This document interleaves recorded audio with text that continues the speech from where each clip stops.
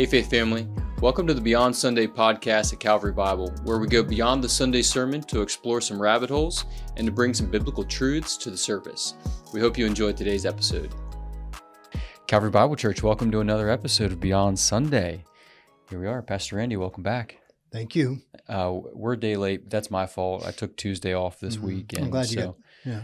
It's good that you had the time, though, after you had a hectic weekend. We had a long, with the young adults. Yeah, with the young adults, great retreat. I ought to post a picture or two. I don't have many because, interestingly, I said to everyone, hey, if you can, we don't want to see a lot of phones, but you're young adults, so do what you want. But then a lot of people just put their phone on this keyboard all weekend. And then no one took any pictures of anything. Well, somebody said you didn't have a group photo. No, yeah. We wanted to, though. A few of us said, hey, don't forget, we need to take a group photo. Yeah. And then, my life, I forget obvious things. Yeah. So, it was a good weekend. It was tiring. And it's funny, it's not like a youth retreat. Taking the youth group, the senior high, junior high somewhere, there's a lot of energy that needs to be expended, and high energy games and, that kind of stuff. Yeah. This is none of that. But I was still just wiped. So I don't know if it's the age or just conversate. You're in a lot of conversations, all of it. And the fact that it hasn't stopped for you. I mean, you're talking several days in a row of being on. Yeah, about 2 solid days. Yeah, in a row. But it was a great weekend, and glad to be, with that group. So, yeah. Nevertheless, but that meant I was not here on Sunday. But I heard that you preached from the Bible. I did. Yeah, which is... I felt obligated to do that. Privileged to do that. That is a privilege. But I wanted to, just dive back in and get into the series. Can you review for us? Notice how I'm jumping right into the sermon and skipping the jokes. I don't have one this week. Thank you. But can you review for us this series that we're in, some of your goals? You've said it a couple times now, but... just so that it continues to stay in front of us, so we hear it a second time, or third, whatever. What are the goals of this series? I'll keep doing it. But first of all, if you're listening or watching and you're one of the ones that have been here for a while, then the New Year series, the January series, January into maybe early February, that series often involves some aspect of being in church. People used to talk about it like being the church instead of being in church. And I get all that. That's fine. So you might be one of the ones that are used to that. If you're fairly new to us, then just know that one of the purposes of a series like this at the beginning of the year is just to help us focus on heading into a new year, thinking about what we're supposed to be doing in church as the church. And it just helps us remember so much of our obligation to each other as a faith family, often revolving around the covenant or the one another's, which are a big part of the church covenant, which you can find, remember, in the inside flap of every hymn book, inside cover.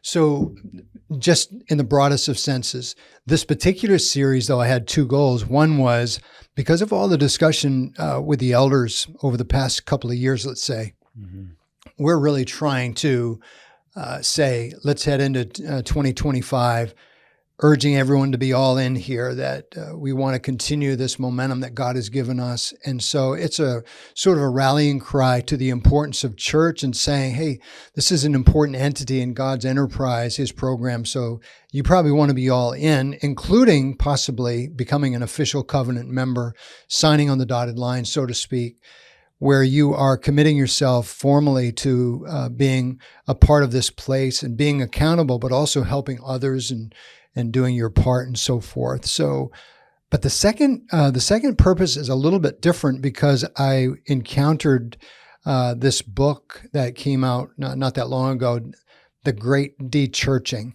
And so as I was preparing for the series, I was getting this sense of, you know what, I do want this particular series over these next few weeks to warn us of, again, what's in the air that we breathe. What's some of the phenomenon what's the phenomenon taking place in the evangelical church scene in America, where a lot of evangelicals are pulling out of the church. Mm-hmm. So these authors have done a great job working with a primary statistician or a sociologist statistician. So the two authors plus that other gentleman, last name Burge, I think, Burge, Mm-hmm.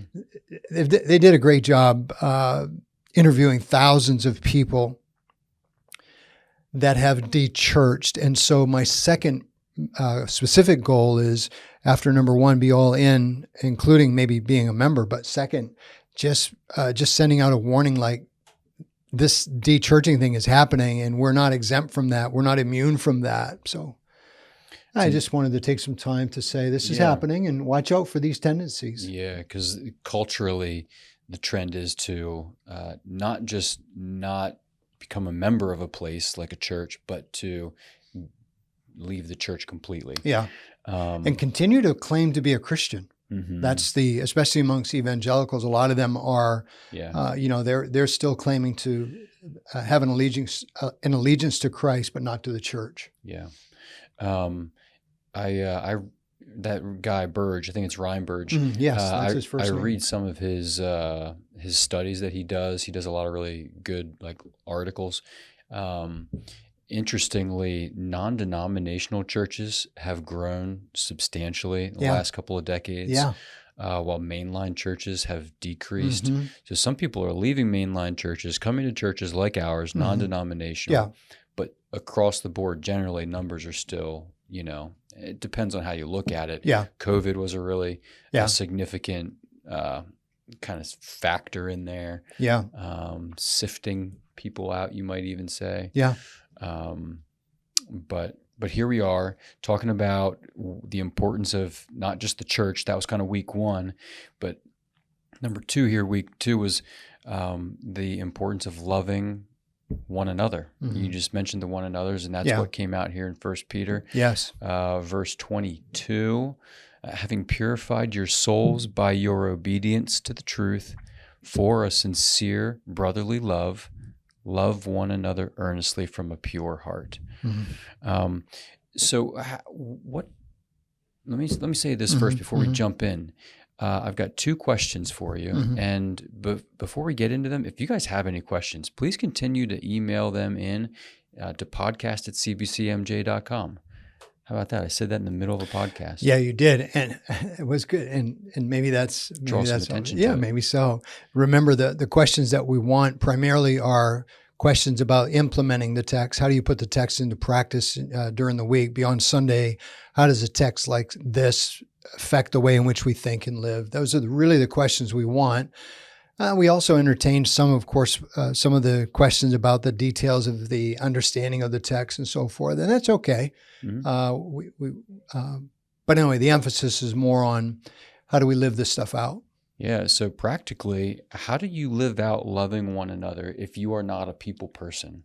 There's a spectrum here. Yeah. And I think we all kind of know what we're talking about. Yeah. You can use the terms introvert, extrovert, or people person, or people pleaser, or, there's plenty of T-shirts out there that make jokes about that kind of stuff. But, how do you love someone if that's just if you're not wired that way? You would say, is that an excuse or? Yeah. The verse 22 that you read, having purified your souls, you might recall if you were here on Sunday that, I spent a moment saying the implication of that is that without that purification process, there was some uncleanness in our soul. What gets cleaned up is, first of all, the tendency toward being self-focused or selfish, I guess. Being self-focused would be the better way for me to understand it. So the purification process is, all right, God has done something to help me get away from just the focus on myself, which means I now have new desires and a new capacity to think of others. But I think the first answer to your question is really what is the reason why we are constantly going back to the gospel as we close out the teaching times, so that we realize that the heart that can put the person that can put this text into practice, that's, let's say, just not naturally a people person, that's the person that really has to dig in to the grace of God and say, Father, would you please help me? I am not wired toward this by nature. You know that, but your new nature is what's driving me now. And so I desperately need to rely on you for my ability to love others because it doesn't come easy for me. So that first step of relying on God for the ability to do this, that separates the Christian from the moralist, right? And we've talked about this a lot through the years. If you've been around here, what we want is we want a person motivated by the love of God to then go ahead and love others, rather than this person just trying harder to love people more.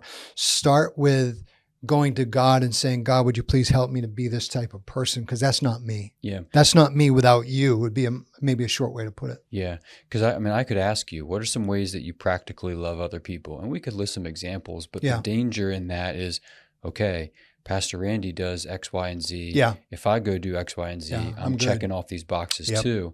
And you mentioned the power of the gospel and, how it affects us. And my mind just went to 1 John, because John talks about that a lot in his first letter there towards the end of the scriptures. 4:11, beloved, if God so loved us, we also ought to love one another. Yeah. He's very pointed in that whole section about we love because we love other people because we've been loved by God first. And that was really not checking boxes, but that's a motivating factor when we're reminded that God has loved me so much that I ought to love others too. Yeah, I'm sure I heard it from Tim Keller first years ago, where he would say something like, the gospel warms your heart to doing these things. Take that 1 John letter, which is all about that, and then take this text that we have. And one of the things, to me, one of the things that makes this text so important, as I said in the sermon, is the connection, the tight connection, this organic connection between having a purified soul and loving. Or the bulk of this text after 20, you have 23, 24, and 25 is, since you have been born again by this particular kind of word of God seed. So since you've been born again, so the motivation is totally gospel centered. It's since you have been born again by this particular seed, now you go ahead and put this commandment into practice. And so I don't know if I mentioned it on Sunday, but I know I mentioned it early on Sunday, but I don't know whether it was in church or the ABF hour. But whenever you have a command like this in the New Testament, so the command is love one another earnestly from a pure heart, that as one, and I wish I could remember the author. I'm sure it was one of the early commentators in this, I'm going to say it's probably one of the early commentators on 1 Peter, and I bet his last name is Kelly. If somebody wanted to check this, only a few of you would be interested in doing that. But Kelly, I believe, was the one who said, whenever you see whenever you see a command in the New Testament, you're seeing the gospel in imperative form, which was very revolutionary for me to think that if God commands me to do this, it's because there's an element of the gospel in this. In other words, if he commands me to love one another earnestly from a pure heart, that's because the good news is he has saved me and created that kind of affection. In other words, he can't command me to do what he hasn't created me to do. Yeah. That sounded better than I thought. He can't command me to do what he hasn't created me to do. Yeah. And so for what it's worth. And so we do it. Now, what would you say to the person who they, in their own self-reflection, say, okay, like I've got no problem with that, but I am just not it doesn't come as naturally. I look at so-and-so and they are a loving, compassionate, kind person. Yeah.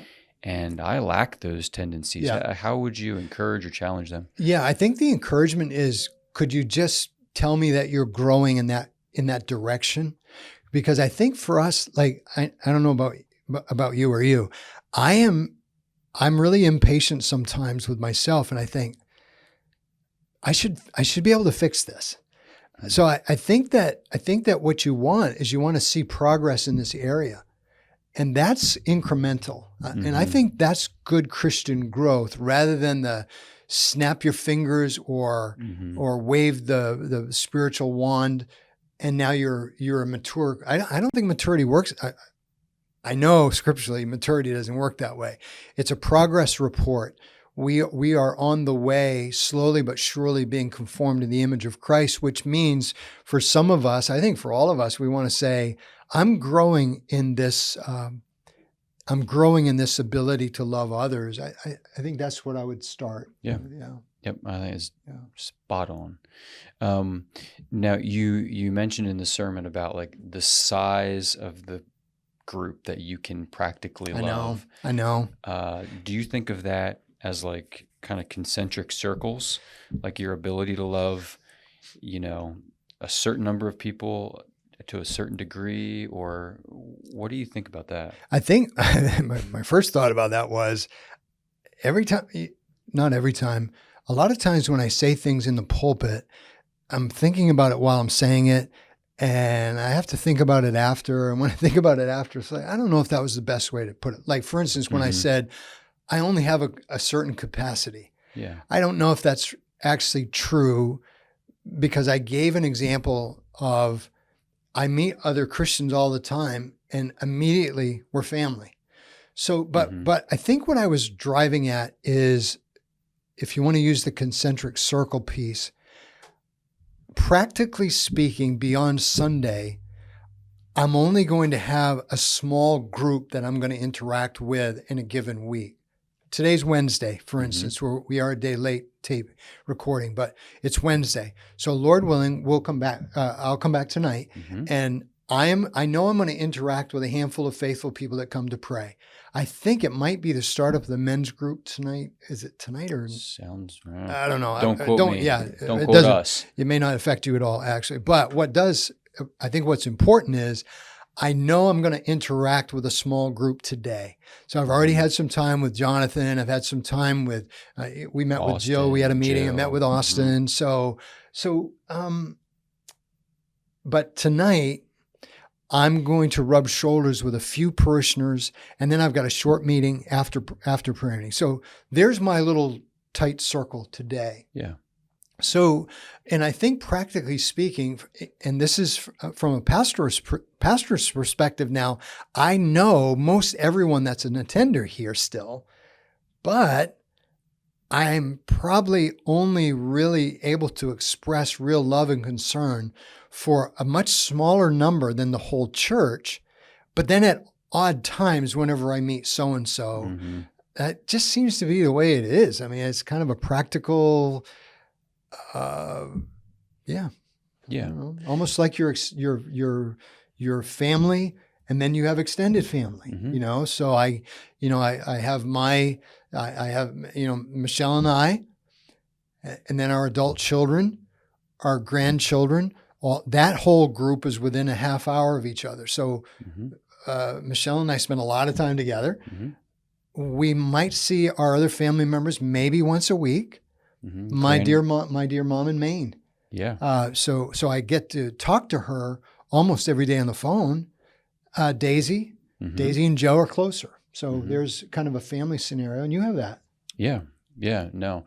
And I think it's just like you're saying, practically, there's people in your life who you see regularly, you rub shoulders with, your coworkers, your neighbors, your family, immediate and extended. And then there's other people where you bump into them, but on a less often basis. And so, for us at church here, we care about everyone who walks through those doors. And if someone has a need and we can meet it, or needs something and we can love them in some way, we're going to do it. But I can't do that same thing with 300 people every day. No. But go ahead. Well, you take this step, love one another earnestly from a pure heart.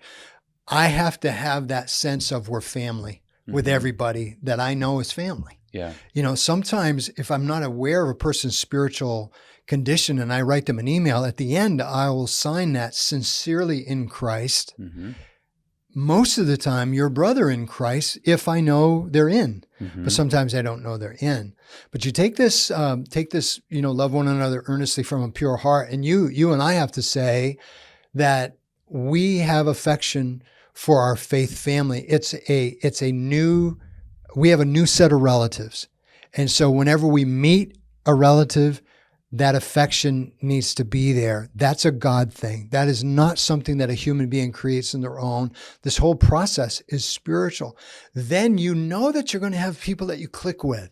Good for you. Make sure that those people are on the receiving end of your affections. Your purified soul is loving them. So I was thinking about just through the years. So even, back up. And so, Bill Osborne and I have spent a lot of time together through men's ministry and also just other ways. We've ate together a lot. We've talked about church a lot. He was a longtime elder and so forth. So Bill Osborne and I. Then you've got someone like Rick Goodhart.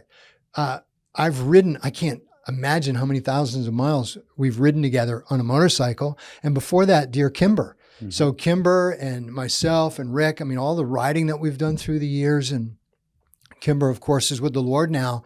So you had sort of a connection there that I can't share with every parishioner. Yeah. But there's affection in that group. Mm-hmm. And then I just think about the handful of people that on a regular basis I know I'm going to get with. And there's just affection there. And you have that. You have your people. Mm-hmm. Could be in your small group, like our Care and Share group. It could be in your ABF, but whatever it is, in a practical sense, there's certain people that you relate to really, really well. That's a spiritual family, faith family, loving each other thing. Mm-hmm. It's just sort of. And practically speaking, if you've ever gone on like a missions trip and you interact with people from a different culture, different location, and you don't know them from Adam, but immediately knowing that they're in the faith family, extended faith family, there's an instant kind of connection there. And I can't explain it, but people who I see regularly, but I don't share a faith with, and someone who I don't see but once a year, but share a faith with, I can pick right up with them and not miss a beat. The feeling of affection is strong. Yeah, and you and I both have had non-Christian friends. Mm-hmm. Well, and those are good friendships, and I treasure those friendships. But it's just not the same as the affection you feel for your family. Because God is really important to us. Yeah. So, and maybe another just follow-up question to that, but could we get a sense whether the love is there in our lives by asking, is the opposite there? What would the opposite of loving one another be? And how would that come out? Yeah. The two that I put in church on Sunday start on my right, apathy. Mm-hmm. So if I have this sense of indifference towards people, that is contrary to everything that, that's contrary to everything that you were saved for a sincere, remember that connection was so tight, having purified your souls by your obedience to the truth for a sincere brotherly love. That's the aim of the purification or the conversion. So apathy or indifference is here. And that's something that if you feel that, you must go to God and confess that. After a text like this, you go to God and confess it and say, Lord, there's apathy in my heart for my brothers and sisters. That needs to go. But then you go to the other side and go to animosity. Mm-hmm. So you have apathy on one side, you've got animosity on the other. So if that's driving I know what you're thinking. That animosity over here that's just as bad as the other end. Yeah. Both ends are bad because both ends are contrary to the gospel. Yeah. So. Yeah, and thankfully, right, whether you're able to practically, tangibly love someone or not, because of just your bandwidth in life, if you are sensing the opposite of those things, the apathy or the animosity, then that's probably a sign that you need to repent. Yeah, and one thing that I wish I'd have said on Sunday. Every Sunday it's like this. It's like, come on.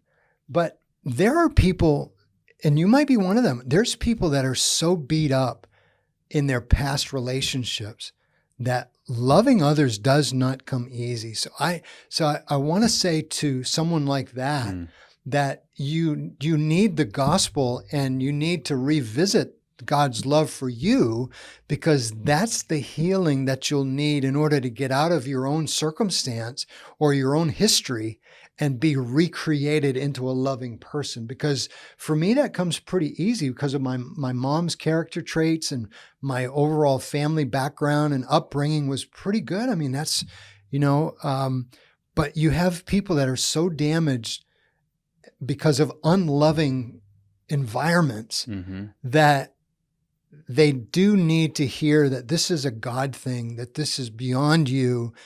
But the healing that you can get starts from this reception of the love of God and watching his love transform your heart and warm it back up again, so that you have that capacity and feeling for others. But I think that's important because we have a lot of hurting people. Yeah, for sure. And that is a major, I don't think I can personally resonate with that, but it's a major, real obstacle for a lot of people to work through. And hopefully we're doing that to some degree, all of this, I hope. Progressing in our love for one another. And I think, we see it, we could tell stories of people going out of their way to meet a need, or giving of, their financial means to help someone, or going out of their way to talk to someone, call them, just care and love them across the church. And it's really neat to see. I think it's one of the reasons we are experiencing this faith family aspect to Calvary Bible Church. Certainly not to perfection, but it's at least evident, and there's a pulse there, and that's positive, and we need to keep moving forward in that. And the same variety with which a church worships, like you think about the various individuals and the way they worship well. They're not all the same in their worship styles, the way it comes across, the way it's exhibited. It's the same with love. I mean, we need to realize that there's a whole variety of ways to love with all the personalities that we have in the faith family. So it's not like this has to be a cookie cutter, everybody loves everybody the same way. That's what I was thinking about when you were giving that example. I thought, we have a lot of people in our faith family that love others really, really well. They may not be all gushy with their affections and all that, but that doesn't mean they're not loving their brother and sister. And that's a good reminder for me. It's also something that I should be saying to you as well. That's good. That's a good word. Okay. Well, that's all I have for you today. Thanks for entertaining the conversation and questions. It's always fun to talk about the Bible. I'm glad we get to read it together. It's also fun to hear jokes. Is it? It is. Oh my goodness. Okay. We should have one. I like Nick Bargatze's jokes. Nate, sorry, not Nick. Nate. I like him. I like Nick too, but I like Leanne Morgan. Have you seen her? No. Oh my word. No. There's some great ones, some great jokes out there. Yeah. Well, jokers. We do know people don't tune in for the jokes. I think that's clear. But we try anyway. Well, some do, because they're feeding you them all the time. It's like, really, people, let it go. Never know. All right. Except for Maddie. Yeah, Maddie keeps feeding me. That's good. All right, we love you guys, and thanks for listening, and we'll see you on Sunday. Thanks again for joining us on today's episode. And remember, our Sunday sermons are meant to lead us to a life of worship beyond Sunday.